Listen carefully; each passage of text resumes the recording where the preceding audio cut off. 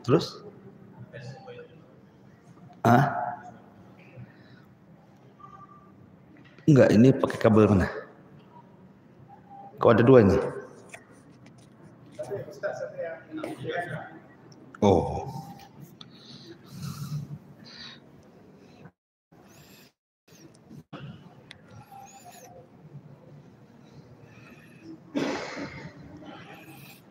Ini berfungsi. Ini? Oh, mau digabung gitu ya? 3, 1, 2, 3. Oh.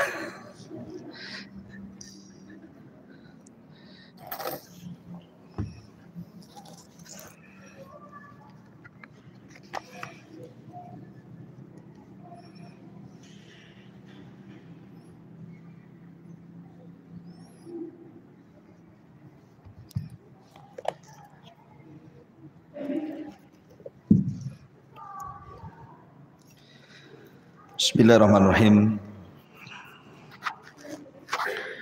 Assalamualaikum warahmatullahi wabarakatuh. Alhamdulillah wassalatu wassalamu ala Rasulillah wa ala alihi wa sahbihi wa mawalah wa la haula wa la quwwata illa billahi wa ba'du. Qala Allahu azza wa jalla ya ayyuhalladzina amanu taqullaha haqqa tuqatih wa la tamutunna illa wa antum muslimun. Fa inna asdaqal hadithi kitabullah wa khairal huda huda Muhammadin sallallahu alaihi wasallam wa syarrul umuri muhdatsatuha wa kullu muhdatsatin bid'ah wa kullu bid'atin dhalalah wa kullu dhalalatin finnar.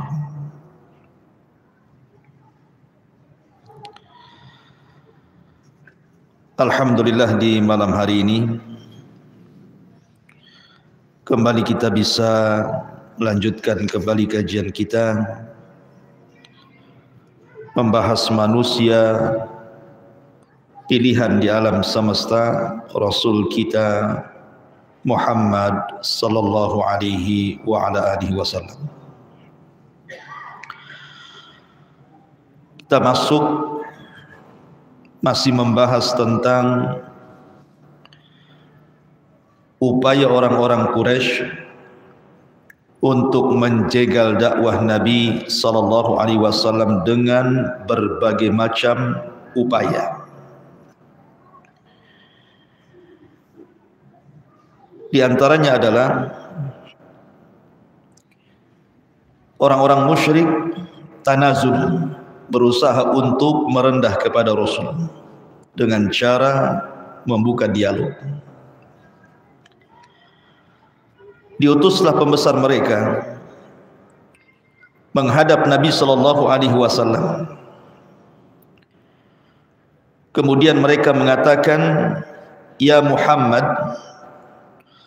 ta'budu alihatana sanatan wa na'budu alihataka sanatan."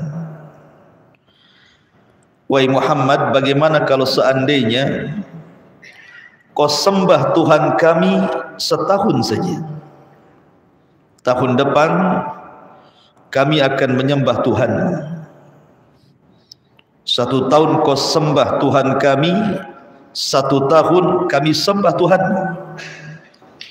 Kan enak tuh. Ma'asyiral muslimin yang dimuliakan Allah Subhanahu wa taala. Kemudian mereka mengatakan, fa in kunna 'alal haqq akhadta minhu haddan wa in kunta 'alal haqqi akhadna minhu haddan. Nanti setelah itu kita lihat, kalau rasa-rasanya agama kami lebih benar dibandingkan agama dirimu, kau ikut kami. Tapi kalau rasa-rasanya agama engkau lebih benar di antara agama kami, kami yang ikut engkau. Maka Nabi SAW terdiam sampai kemudian Allah Subhanahu wa taala turunkan ayat, "Qul ya ayyuhal kafirun la a'budu ma ta'budun." Wahai orang kafir, katakan ya Muhammad, wahai orang-orang kafir, saya tidak akan menyembah apa yang kalian sembah. Dan di akhir ayat Allah mengatakan, lakum dinukum waliyadin. Sudah keyakinan kalian ambil dengan keyakinan kalian, dan keyakinanku adalah keyakinanku. Ma'asyiral muslimin yang dimuliakan Allah Azza wa Jalla, kenapa Rasul menolak? Tidak mau kemudian mengikuti saran orang-orang musyrik ini. Karena agama Nabi SAW itu agama tauhid.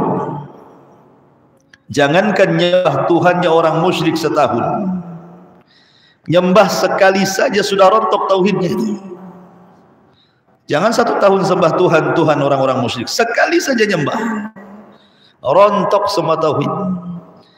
La in asyrakta la yahbatanna amaluka wa la takunanna minal khasirin. Kalau engkau melakukan kesyirikan, la yahbatanna amal, tentu amal kalian akan hancur dan engkau akan menjadi orang yang rugi.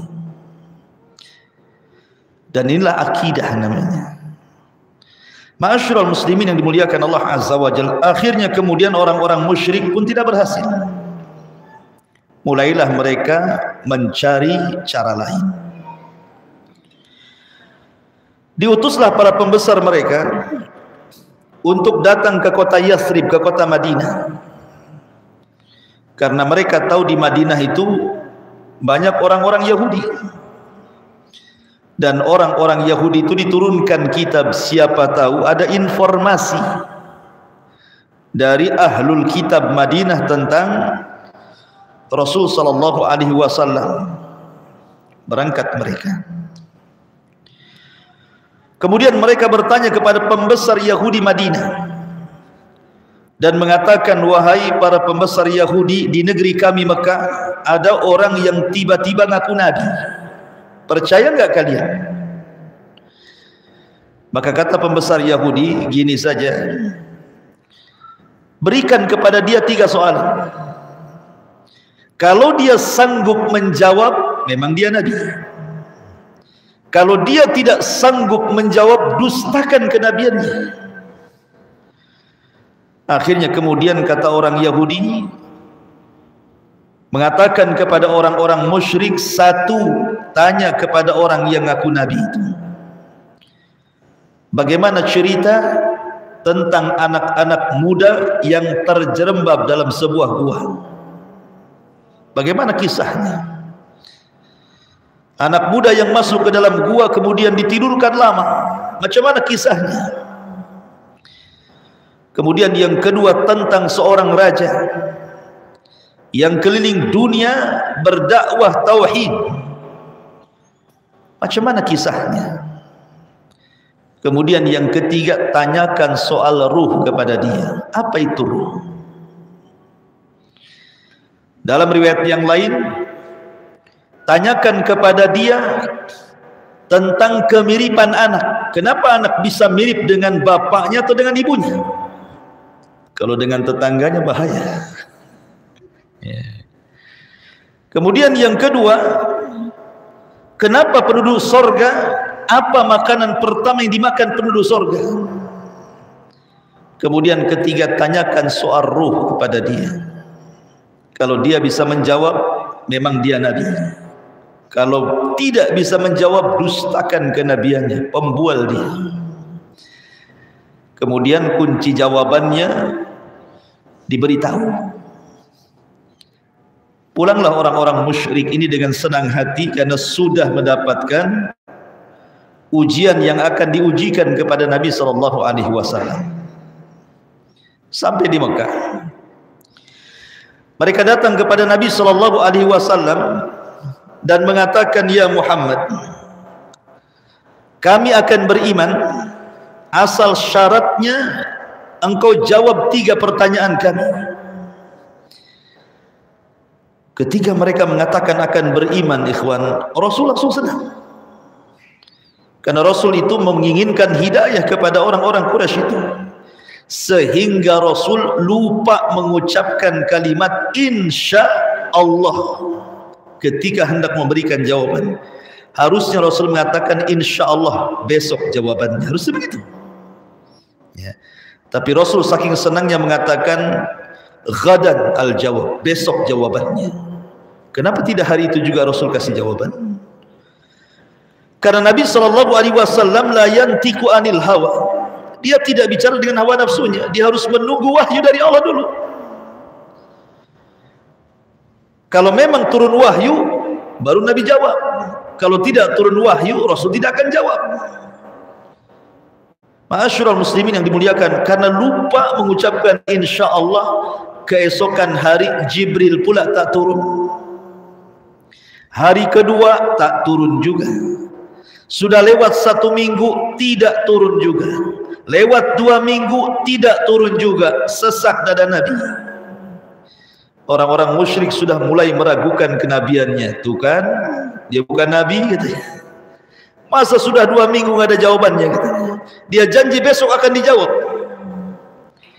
Ketika sudah berlalu hampir 1 bulan, Nabi sudah semakin sesak dadanya. Maka kemudian Allah perintahkan Jibril untuk menurunkan surat Al-Kahfi. Surat Al-Kahfi, di mana surah Al-Kahfi itu menjawab semua pertanyaan orang-orang kafir Quraisy. Adapun anak-anak muda yang masuk ke dalam gua kemudian ditidurkan 300 abad lebih, mereka lah Ashabul Kahfi, dibacakan ayat.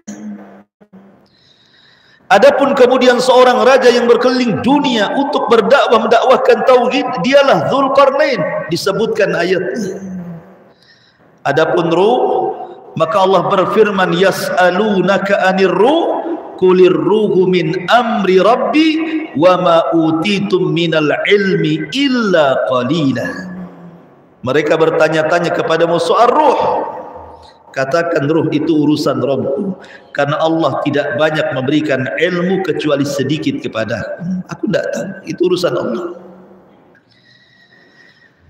Dalam riwayat, adapun yang kalian tanyakan soal anak, kenapa pula mirip bapa dan ibunya? Maka Nabi SAW menjawab, tergantung hormon keduanya. Kalau sperma suami mengalahkan sperma istri, berarti akan mirip bapaknya. Kalau sperma istri mengalahkan suaminya, maka akan mirip ibunya. Ini kalau 50-50, alah mirip keduanya lah kan itu. Dari pusar ke atas mirip bapaknya, bisa saja kan itu.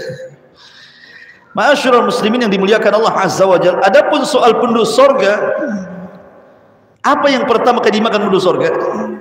Kata Rasul, kabidil hut, hati ikan paus. Itulah makanan pertama kali penduduk sorga masuk sorga. Yang pertama dimakan hatinya ikan paus. Dan minuman yang pertama diminum wedang jahe, zanzabil dalam bahasa Arab. Bahasa kitanya wedang jahe. Tapi wedang jahe sorga dengan wedang jahe kita ya beda lah. Apalagi wedang jahe set-setan kan. Beda lah. Karena Abdullah ibn Abbas radhiyallahu anhu mengatakan, persamaan sorga dengan dunia itu hanya persamaan nama, bukan hakikat. Karena sorga itu mala ainun ra'at wala udhunun sami'at wala khatara ala qalbi bashar. Nikmatnya loh tidak bisa dilihat mata, didengar telinga, terbayang pun tidak bisa, saking nikmatnya. Jadi hanya kesamaan nama saja, hakikatnya berbeda. Ma'asyiral muslimin yang dimuliakan Allah Subhanahu wa taala. Tetapi setelah diberikan jawaban dan jawabannya benar, kan mereka menyimpan jawaban kan. Benar jawabannya itu. Tidak juga beriman. A'anzartahum am lam tunzirhum la yu'minun. Kau beri peringatan dia atau tidak, tetap saja degil tidak akan beriman orang-orang Quraisy itu.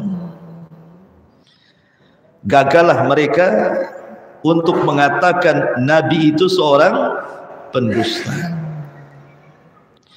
Ma'asyiral muslimin yang dimuliakan Allah Azza wa Jalla. Kedua, gagal.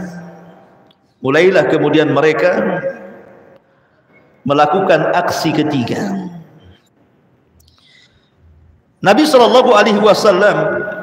apabila berdakwah kepada orang-orang musyrik, selalu mereka diancam oleh azab. Nabi selalu mengancam, kalau kalian tetap melakukan kesyirikan nanti akan datang azab Allah kepada kalian, bla bla bla, begini macam-macam. Akhirnya mereka menagih janji itu. Muhammad, kamu kalau berdakwah kepada kami, sedikit-sedikit kalau kami tidak taat kepada Allah dan kepada dirimu akan turun azab. Mana azabnya? Nantang azab dia. Mana azabnya? Kok enggak turun-turun si azabnya, katanya. Maka Allah Subhanahu wa taala firmankan tentang mereka, wa yasta'jilunaka bil adzab walan yukhlifallahu wa'dah inna yawman 'inda rabbika ka alfi sanatin mimma ta'udun. Dan mereka datang kepadamu ya Muhammad meminta disegerakan azab, dan Allah tidak mungkin menyelisih janjinya. Dan satu hari kehidupan akhirat dibandingkan kehidupan dunia sama dengan 1000 tahun. Dalam ayat yang lain, yasta'jilunaka bil adzab wa inna jahannam la muhitatun bil kafirin. Mereka datang kepadamu meminta disegerakan azab, sesungguhnya jahanam akan meliputi orang-orang kafir. Digambarkan mereka seperti itu, mengolok-olok Rasul. Mana azabnya? Kok enggak turun-turun gitu ya. Ini kan istihza, mengolok-olok Nabi SAW. Dan macam-macam mereka lakukan kepada Nabi SAW, sampai akhirnya mereka datang kepada Abu Thalib. Mereka sudah tidak ada jalan lagi, mengancam untuk membunuh Nabi SAW, bahkan mengancam siapapun yang melindungi Nabi, termasuk pamannya Abu Thalib, diancam akan dibunuh. Lah akhirnya kemudian karena sudah marah nih para pembesar Quraisy ini, berkumpullah Fir'aunnya umat ini, siapa? Abu Jahal, kemudian Umayyah, kemudian Mughirah, Al-Walid, pembesar-pembesar Quraisy ini berkumpul. Kemudian mereka sepakat, Bani Hashim dan Bani Al-Muttalib semakin hari semakin melindungi si Muhammad itu. Ini tidak bisa dibiarkan. Lalu bagaimana caranya? Akhirnya terjadilah konsensus, kesepakatan, kalau begitu kita boikot saja mereka. Karena mereka sudah melindungi si Muhammad, kita boikot supaya mereka kembali kepada kita dan mereka sendiri yang membunuh si Muhammad itu. Terjadilah pemboikotan, di mana mereka menerapkan satu larangan keras untuk tidak berhubungan dengan Bani Hashim dan Bani Al-Muttalib. Satu, tidak boleh menikahi wanita-wanita Bani Hashim dan Bani Muttalib, karena dua kabilah ini sudah melindungi si Muhammad. Yang kedua, mereka mengatakan tidak boleh jual beli dengan mereka. Yang ketiga, tidak boleh duduk-duduk ngobrol bersama mereka. Yang keempat, tidak boleh bergaul dengan mereka. Yang kelima, tidak boleh masuk ke rumah-rumah mereka. Yang keenam, tidak boleh bicara dengan mereka. Yang ketujuh, tidak boleh menerima sulhah, perdamaian dengan mereka. Dan yang terakhir, tidak boleh ada rasa kasihan sedikit pun dengan mereka. Akhirnya sepakat seluruh kabilah Quraisy memboikot dua kabilah yang melindungi Nabi, Bani Hashim dan Bani Al-Muttalib. Diboikot. Berapa tahun? 3 tahun. Kemudian hasil rapat mereka ini,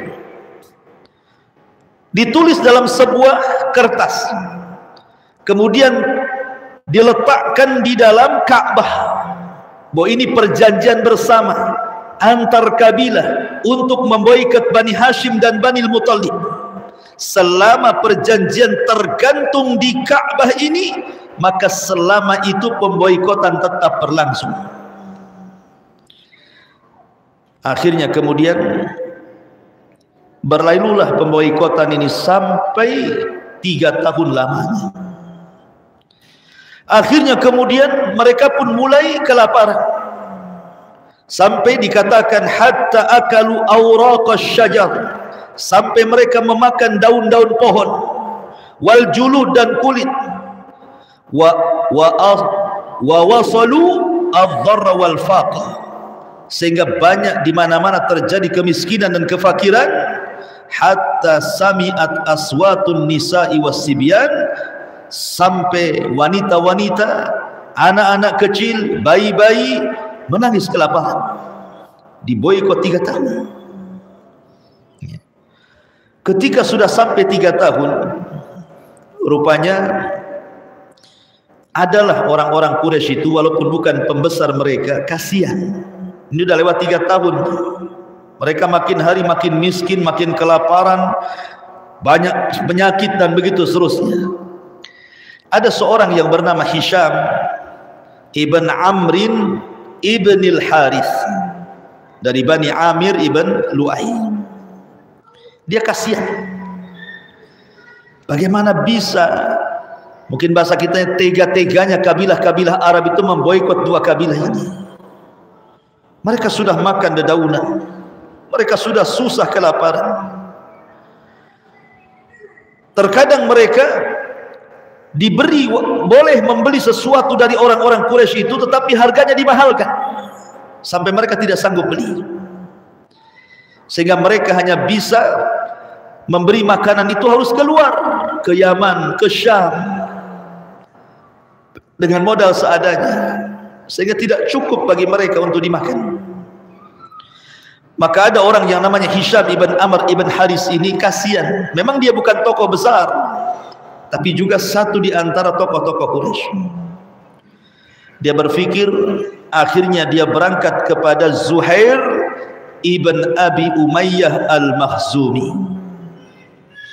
Zuhair ini termasuk daripada bibi dari ibu dari Bani Hashim. Jadi Hisham ini datang kepada Zuhair, ya Zuhair, engkau masih ada kerabat dengan Bani Hashim. Kenapa kau diam saja? Kenapa kau tidak tolong mereka? Bergeraklah, tolong saudaramu itu. Kata Zuhair, ya Hisham, macam mana aku akan nolong mereka? Aku sendirian. Kalau kau bisa, carikan kawan. Akhirnya Hisham pun kemudian mencarikan kawan, datanglah kepada Al-Mut'im ibn Adi dan mengumumkakan keinginannya supaya membatalkan perjanjian pemboikotan itu. Akhirnya Mut'im ibn Adi setuju. Kata Mut'im bin Adi, cari lagi yang bisa mendukung kita.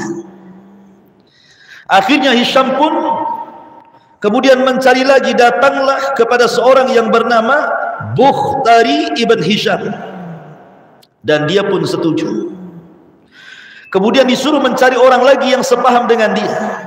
Maka Hisham pun berangkat kepada Zam'ah ibnul Aswad, ayah daripada Saudah bintu Jam'ah, istri Nabi.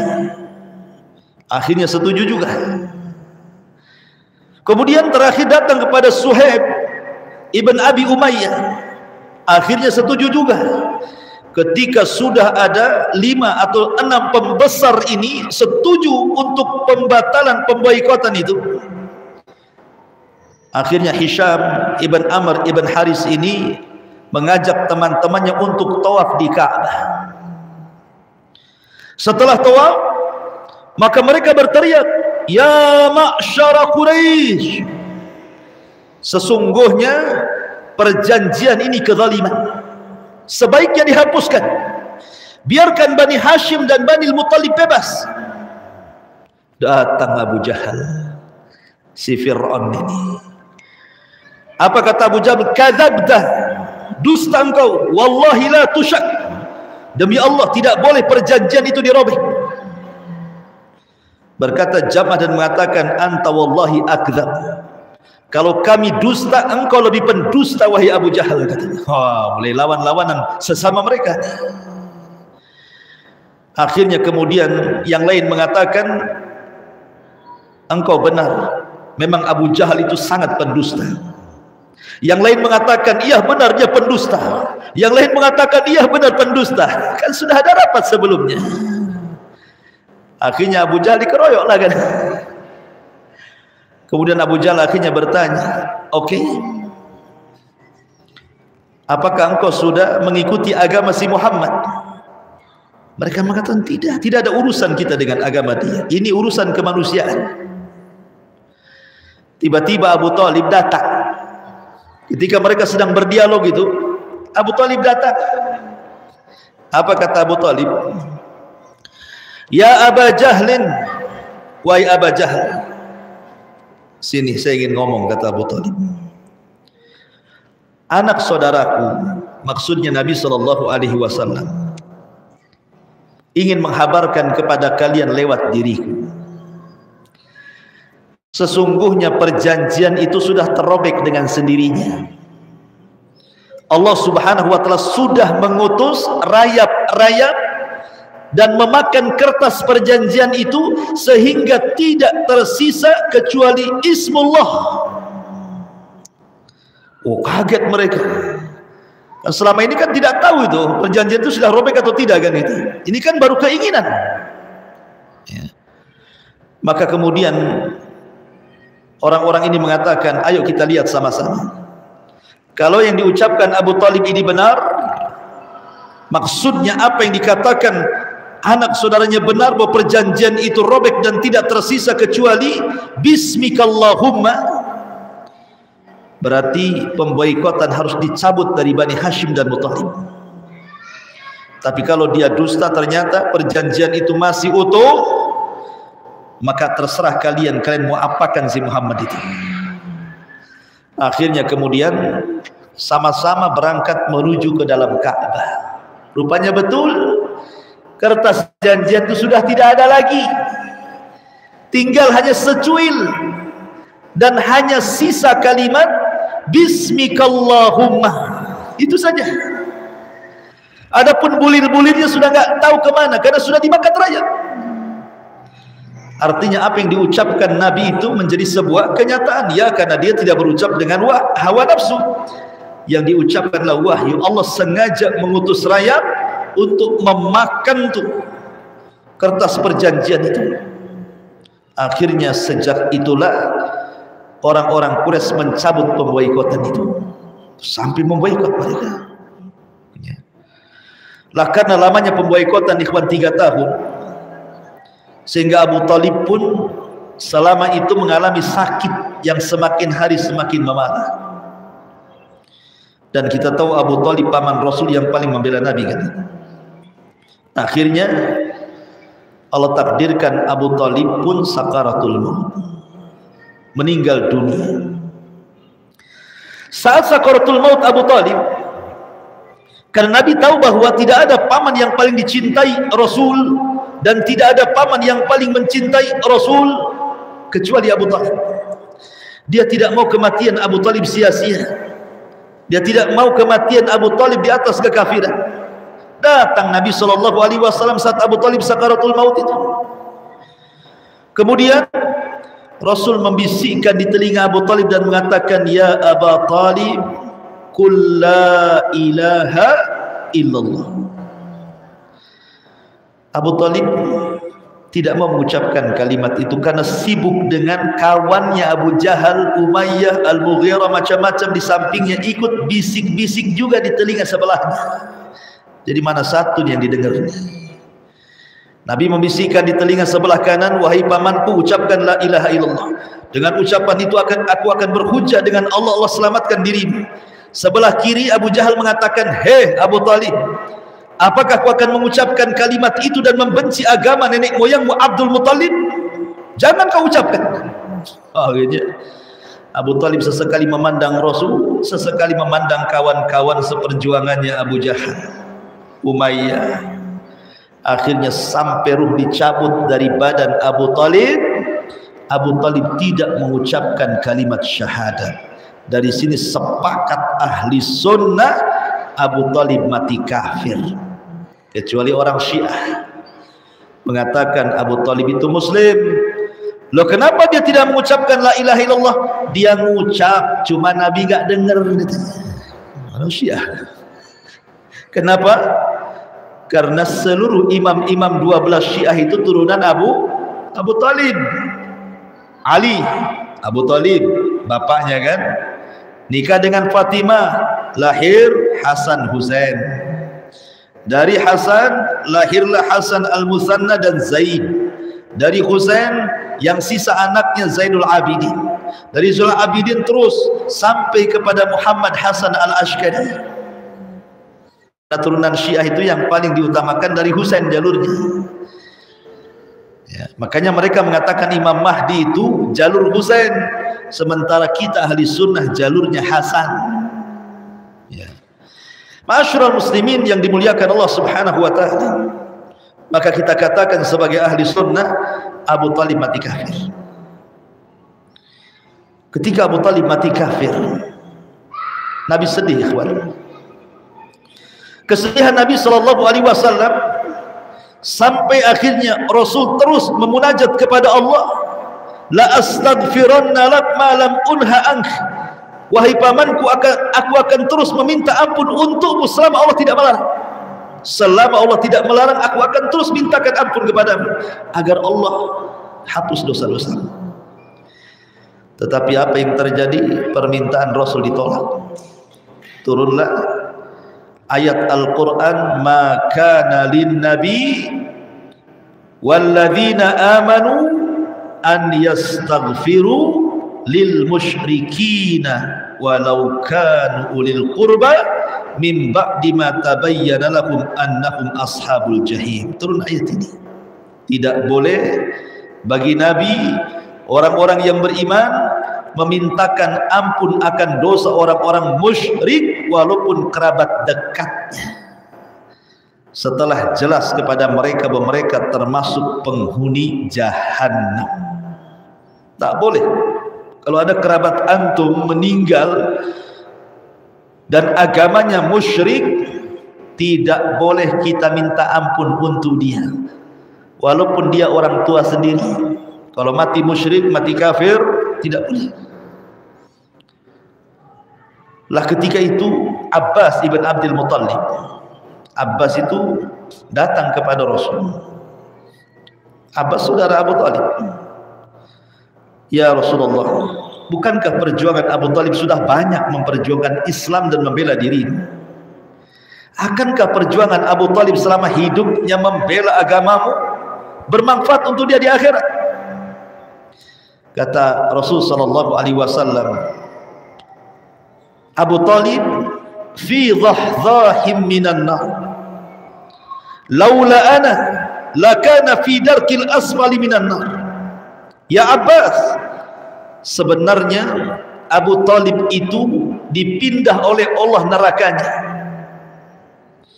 Yang tadinya dia digulung neraka oleh ombak neraka, kalau bukan karena diriku, tentu Abu Talib akan berada di intip neraka yang paling dalam. Tetapi aku meminta Allah agar diringankan azabnya, maka Abu Talib diletakkan di neraka yang paling dangkal, hanya satu setara dengan mata kakinya saja. Nerakanya itu sampai mata kakinya saja, tapi itu cukup untuk mendidihkan kepalanya. Satunya dapat syafaat orang kafir hanya Abu Talib. Makanya Rasul mengatakan, kalau bukan karena diriku, tentu dia sudah masuk ke neraka dan menempati intip neraka yang paling dalam. Ma'asyiral muslimin yang dimuliakan Allah Azza wa Jalla. Rupanya di tahun yang sama, kesedihan Nabi sallallahu alaihi wasallam rupanya ditambah oleh Allah dengan kematian Khadijah. Pamannya meninggal, istri pula meninggal. Ini penderitaan Rasul yang luar biasa. Karena dua manusia ini yang selama ini memperjuangkan dakwah Nabi. Abu Talib dengan jabatannya sebagai pemimpin Arab, dan Khadijah dengan hartanya. Kalau harta dan jabatan ini bermain untuk dakwah kepada Allah, pasti dakwah itu akan lancar. Didukung oleh pejabat, didukung orang kaya, lancar dakwah itu. Tapi kalau pejabatnya tidak dukung, orang kayanya tidak dukung, stres dakwah itu. Jangankan antum, Nabi sampai-sampai ketika meninggalnya Abu Talib dan Khadijah tidak ada tameng lagi. Orang-orang Quraisy sudah mulai berani kurang ngajar dengan Nabi SAW, menghina dengan hinaan yang lebih pedas lagi, berani menyiksa para sahabat, mengolok-olok, bahkan sampai ada niat untuk menyakiti dan membunuhnya. Dari sini Nabi SAW sudah tidak ada lagi i'tikad untuk mengembangkan dakwah di Mekah lagi. Kayaknya sudah nggak bisa ini. Dengan meninggalnya Abu Talib dan Khadijah ini menyempitkan dakwah Rasul di Mekah. Kayaknya harus cari areal baru nih. Akhirnya Nabi SAW terpikirkan untuk mencari areal baru. Berangkatlah Rasul ke mana? Ke Taif. Karena penduduk Mekah ini sudah mulai ngancam-ngancam sampai membunuh. Sementara Rasul masih lemah, para sahabat juga masih lemah, mereka berusaha menyembunyikan keimanan. Berangkatlah Rasul dengan pembantunya atau budaknya Zaid ibn Harithah. Berangkat ke mana? Ke Taif. Sampai di Taif, pertama yang ditemui adalah 3 pembesar Taif, dan 3-tiganya adalah bersaudara. Pertama, Abdu Yalil ibn Amr ibn Umar As-Saqafi. Yang kedua, Mas'ud ibn Amrin ibn Umar As-Saqafi. Yang ketiga, Hubaib atau Habib ibn Amrin ibn Umar Az-Zaqafi. Rasul datang nih ketiga orang itu. Tapi apa jawabannya? Ketika Rasul mengatakan saya Nabi, saya Rasul, masuklah kau ke agama Tauhid, tinggalkan sesembahan selain daripada Allah Azza wa Jalla. Masing-masing pembesar Taif ini ngomong. Apa ucapannya? Kalau engkau seorang Nabi, sudah kurobek kiswah Ka'bah itu. Enggak yakin kau seorang Nabi. Kemudian yang kedua mengatakan, demi Allah, aku tidak akan bicara selamanya dengan engkau. Sebab kalau seandainya kau memang seorang Nabi, maka kau lebih bahaya dibandingkan aku bicara denganmu. Dan kalau memang kau bukan seorang Nabi, lebih lagi aku tidak akan bicara dengan kamu. Kemudian yang ketiga mengatakan, apakah tidak ada Nabi? Kenapa Allah harus memilih kamu, katanya. Kenapa tidak Abu Jahal saja jadi Nabi? Gitu loh maksudnya. Kenapa enggak Abu Lahab saja jadi Nabi? Kau pula jadi Nabi, katanya. Itu kan istihza, mengolok-olok. Maka Nabi SAW 10 hari di Taif ini berdakwah door to door ke rumah-rumah, ke penduduk-penduduk Taif. Rupanya 3 pemimpin Taif ini sudah merencanakan untuk menyakiti Nabi. Kemudian diprovokasilah orang Taif, mulai anak-anak, perempuan, orang tua, laki-laki, semua mengusir Rasul, sepakat diusir dari Taif. Yang anak-anak naruh duri, yang perempuan ikut melempari batu, yang laki-laki ngejar mentung, sampai Rasul dikejar-kejar oleh penduduk Taif, berjalan dan berlari 1 mil bersama Zaid, menghindari batu yang dilempar kepadanya itu. Diusir. Kalau antum jadi dai, kemudian persis seperti Nabi, 100% saya yakin resign antum jadi dai itu. Resign enggak? Langsung resign jadi dai antum. Antum dakwah ke pulau, tiba-tiba orang pulau sudah pegang batu tuh. Ya kan? Berhentilah saya jadi dai. Bagus jadi tukang bangunan kan. Ya. Lihat bagaimana Nabi, kita berdakwah tidak pernah kayak gini. Kita ini dilempari dengan status saja udah stres kayaknya. Ya, baru dibully saja, baru dikata-katain saja sudah lemes kita ini. Ini belum batu, baru omongan saja, itu pun lewat status, bukan lewat omongan. Itu udah sakit hati itu. Nabi betul-betul dilempari batu. Akhirnya Nabi lari sampai ke perbatasan Mekah. Rasul tidak bisa keluar, tidak bisa ke dalam. Coba bayangkan, mau balik ke Taif dilempari orang Taif, mau masuk ke Mekah nggak bisa karena orang Mekah ngancam bunuh. Mau kemana lagi coba Rasul itu? Dua-duanya berbahaya. Akhirnya Nabi SAW kemudian tinggal di perbatasan antara Mekah dan Taif, di kebun kurma. Rupanya malaikat Jibril melihat kasihan kepada Nabi, melihat iba. Macam mana seorang Nabi dan Rasul, orang mulia, bisa ditolak, dilempari batu. Akhirnya Jibril datang membawa 2 malaikat penjaga Taif. Ayo kita mendatangi Muhammad sallallahu alaihi wasallam. Maka datanglah kemudian malaikat Jibril mengatakan, ya Muhammad, di samping kiri kananku adalah 2 malaikat penjaga 2 bukit Taif. Kau tinggal perintahkan saja 2 malaikat ini, biar 2 malaikat itu mencabut bukit Taif tadi, ditimpakan kepada penduduk Taif yang sudah kurang ajar kepada. Kalau itu di posisi kita, pasti antum iya lempar saja, kurang ajar mereka itu. Ya. Tetapi Nabi mengajarkan bagaimana as-sabru alal dakwah, sabar di atas dakwah, wa tawassaw bil haqqi wa tawassaw bis sabr. Apa kata Rasul? Allahumma hdi biqaumin fa innahum la ya'lamun. Enggak. Aku hanya bisa berdoa kepada Allah, mudah-mudahan Allah berikan hidayah kepada mereka, karena mereka kaum yang tidak tahu aku ini seorang nabi. Kalau mereka nabi, tak mungkinlah mereka melempari batu kepadaku. Dan aku hanya berdoa, mudah-mudahan walaupun mereka tidak beriman, akan lahir anak cucu-cucu mereka yang beriman kepada Allah dan Rasulnya.